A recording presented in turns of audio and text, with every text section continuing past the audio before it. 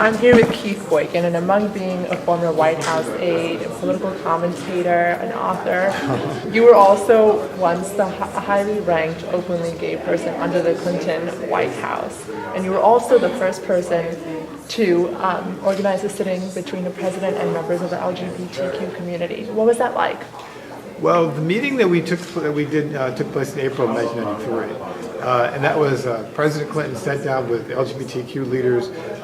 There was a lot of tension around that because no president had ever done this before, and the question was how would the public react? How would the media react? And it actually ended up being really a positive meeting. The one point I remember of the meeting that was so fascinating, someone asked the president what two things he'd be remembered for in history. And he mentioned one, for lifting the ban on gays in the military, and two, for healthcare reform.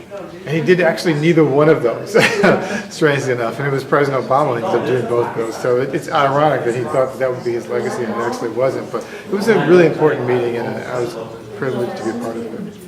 What are your thoughts on how the LGBTQ community, how they're portrayed in the media?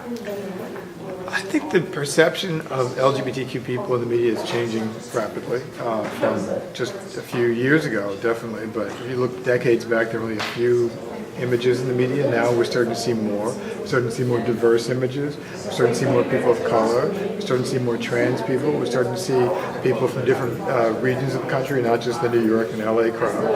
And I think it's all very helpful. I think it's helping people see that the world is much more complex than our stereotypes and biases. Having worked in politics and having been in politics, obviously we're in the middle of a presidential election right now. What are your thoughts on people calling Trump a white supremacist? Well, I don't know what, I can't speak to whether Trump is a white supremacist or not, but I do believe that he has espoused ideas that can be considered racist. And I don't know whether he even believes those ideas, actually, but I know that they're troubling. I know there are people out there who are white supremacists, who are racist, who hear him say that, and they believe it.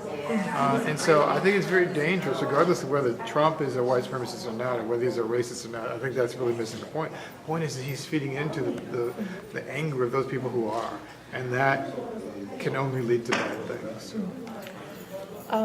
Obviously, a lot of race has been brought up in this election. What are your thoughts, on the difference between the Black Lives Matter and All Lives Matter?